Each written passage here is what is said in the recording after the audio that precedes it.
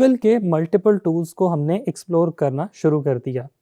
हमने सबसे पहले ऐड अकाउंट क्रिएट किया, जो हमने business.google.com पे जाके अपना एक ऐड अकाउंट फंक्शनल कर लिया। उसके साथ साथ हमने मर्चेंट अकाउंट क्रिएट किया और उसको कनेक्ट कर लिया। तीसरे नंबर पे हमने गूगल का एक और टूल यूज़ किया जो कि one of the most powerful data organizing and data analytics का टूल है, and that is called Google Analytics. अब गूगल एनालिटिक्स को हमने लास्ट वीडियो के अंदर ये सीखा कि किस तरह से इंटीग्रेट करना है, उसमें क्या क्या प्रॉब्लम्स आ सकती हैं, आपको अकाउंट क्रिएशन कैसे करनी है, उसकी प्रॉपर्टी कैसे जनरेट करनी है और उसको कनेक्ट कैसे करना है अपनी वेबसाइट के साथ। लेकिन ये ज़रूरी क्यों था? ये ज़रूरी इसलिए था क्योंकि हमारे जितने भी डिसीजन हैं किसी भी बिजनेस के, वो डेटा पे बेस्ड करते हैं। अगर आपके डिसीजन डेटा बैक नहीं होंगे, ख़ास तौर पे अगर मैं ई कॉमर्स की बात करूं, तो आप सही डिसीजन नहीं ले सकेंगे। And that is the crucial part जहां बहुत से e commerce brand honour collapse कर जाते हैं और ई कॉमर्स ब्रांड, चलता हुआ ई कॉमर्स ब्रांड बंद कर बैठते हैं, क्योंकि जो भी डिसीजन वो लेते हैं वो अपनी इंस्टिंक्ट के मुताबिक ले रहे होते हैं, डेटा बैक नहीं होता। That is why it is most important to install Google Analytics and to observe and create reporting through it। अब ये करना कैसे है, हम स्क्रीन पे चलते हैं और क्विकली मैं आपको दिखाता हूँ कि Google Analytics कितना पावरफुल टूल है और इससे आप डेटा बैक डिसीजंस कैसे कर सकते हैं। हम स्क्रीन पर आ जाते हैं। यहाँ पे आपके पास सबसे पहले एनालिटिक्स का होम पेज आ रहा है। यहाँ पे आपके पास कुछ डेटा नज़र आ रहा है जो कि बहुत कम है। अगर हमें इस डेटा के साथ, ये अकाउंट अभी हमने रिसेंटली क्रिएट किया था, तो इस अकाउंट में आपको भी नज़र आ रहा होगा कि डेटा नहीं है। जब तक डेटा नहीं होगा तब तक हम किस तरह से उसकी रिपोर्टिंग या उसके ऊपर डिसीजन मेकिंग कर सकते हैं।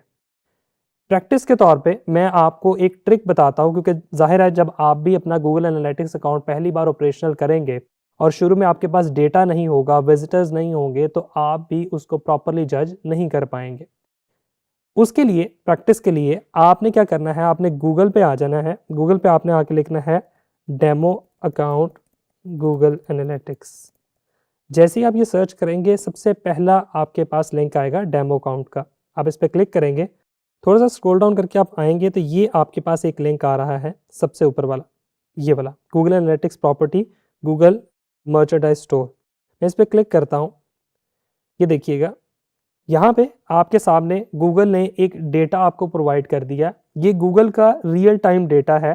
इस डेटा पे के मुताबिक कुछ चीज़ें हैं यहाँ पे जो गूगल ने ऑब्वियसली हाइड की होंगी, लेकिन कुछ डेटा है जो गूगल ने पब्लिक किया हुआ है, तो आप उस डेटा के साथ प्ले कर सकते हैं, आप उसको ऑब्जर्व कर सकते हैं और उससे सीख सकते हैं। सबसे पहले आपको होम पेज के ऊपर यहाँ पे एक्टिव यूज़र्स नज़र आ रहे हैं, यानी कि 23,000 एक्टिव यूज़र्स हैं इस वक्त। की इवेंट्स नज़र आ रहे हैं। की इवेंट्स का मतलब ये है, इवेंट्स से तो अब आप अच्छे से वाकिफ़ हो चुके होंगे। इवेंट्स क्या होते हैं? डिफरेंट इवेंट्स हैं। अगर एक बंदा वेबसाइट पर आया है, वो जो भी कोई स्पेसिफिक एक्टिविटी परफॉर्म कर रहा है वो इवेंट कहलाएगा। वो किसी पेज को स्क्रॉल कर रहा है तो वो उस पेज की एक्टिविटी कहलाएगी। अगर वो किसी प्रोडक्ट को ऐड टू कार्ट कर रहा है, अगर स्पेसिफिकली मैं ई कॉमर्स की बात करूँ, तो वो ई कॉमर्स का एक इवेंट क्रिएट हो रहा है कि वो ऐड टू कार्ट कर रहा है। इसी तरह से चेकआउट है, इसी तरह से पेमेंट फुलफिलमेंट है, ये सारे के सारे बेसिकली आपके इवेंट्स हैं। अब यहाँ पे आपके पास सेशंस आ रहे हैं, ये सारे के सारे आपको नज़र आ रहे हैं। ये डेटा बेस्ड यहाँ पे आपको चीज़ें नज़र आ रही हैं। अब ये सारा का सारा डेटा है जिसमें मुख्तलिफ चीज़ें आपको यहाँ पे शो हो रही हैं।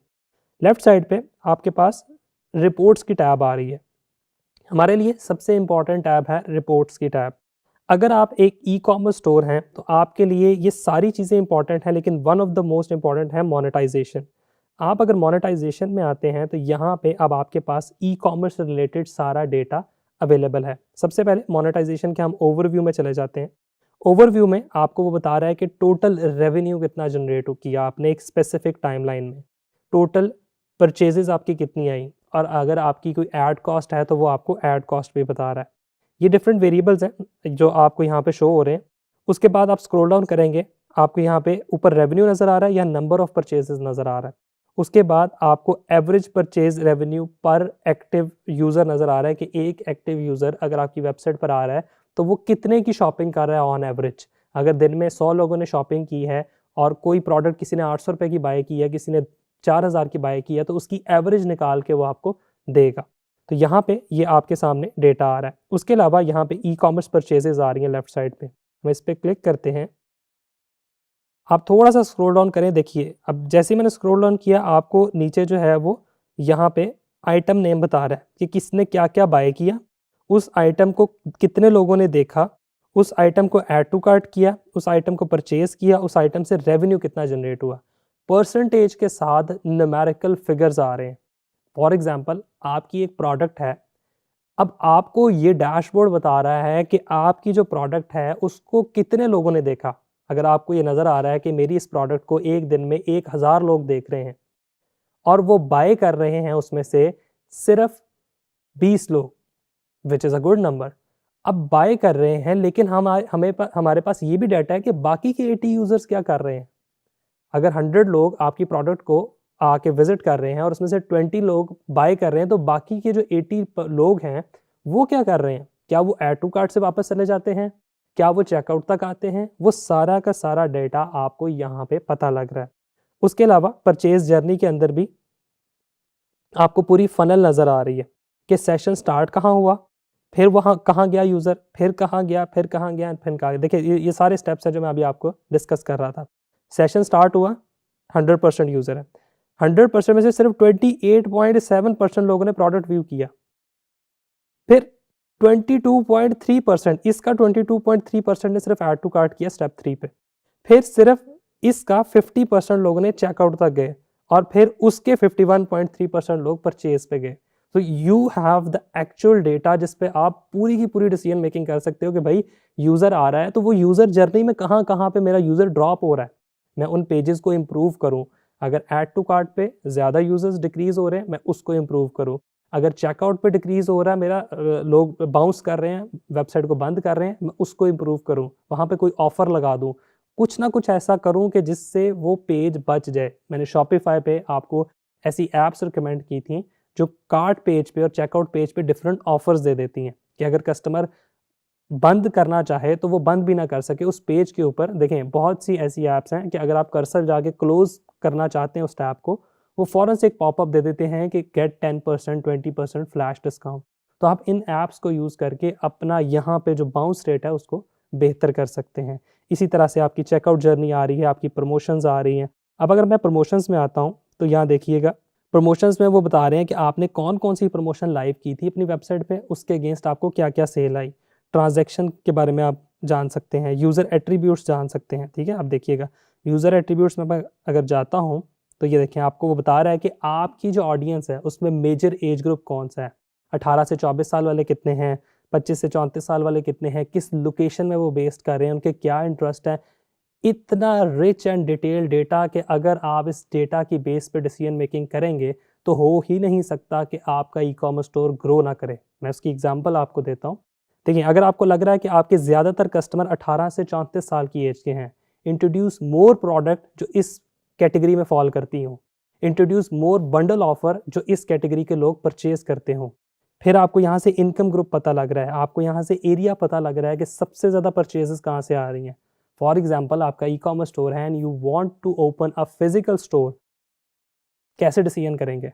अपने इंस्टिंक्ट पे नहीं, डेटा को देखें कि मुझे अगर परचेजेस इस स्पेसिफिक सिटी से ज़्यादा आ रही हैं तो first outlet should be open in that city. So data is the new oil जो कहा जाता है, उसी के बेस पे आप डिसीजन करेंगे और ये सारे के सारी चीज़ें आप लेके चलेंगे। इसके अलावा आपके पास यहाँ पे एक्सप्लोर की ऑप्शन आ रही है, आप एक्सप्लोर पे जाते हैं तो यहाँ पे अब आप डेटा को एक्सट्रैक्ट करना जिस तरह से चाहते हैं, डिफरेंट टेम्पलेट्स आपके सामने आ रहे हैं। ठीक है, आप ब्लैंक से भी शुरू कर सकते हैं, फ्री फॉर्म पे भी आ सकते हैं।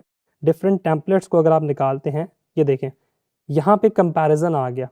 आप 2-3 चीज़ों का कंपैरिजन कर सकते हैं, विजुअलाइजेशन कर सकते हैं, डोनट चार्ट बना सकते हैं, आप उसका पाई चार्ट बना सकते हैं, लाइन चार्ट बना सकते हैं, फिर आप उसको डाउनलोड भी कर सकते हैं, CSV फॉर्मेट में डाउनलोड कर सकते हैं, कस्टम रिपोर्ट्स बना सकते हैं। You have all the things जो आप इसमें परफॉर्म कर सकते हैं, इसके साथ प्ले कर सकते हैं। आई वुड हाईली रिकमेंड कि आप डेमो अकाउंट पे जाएं और इसको ऑब्जर्व करें। वन लास्ट थिंग, ये फाइल है गूगल एनालिटिक्स की, ये आपको आपके डाउनलोड सेक्शन में भी मिल जाएगी। आप गूगल पे जाके भी सर्च करेंगे गूगल एनालिटिक्स प्लेबुक के नाम से, आपको वहाँ पे भी मिल जाएगी।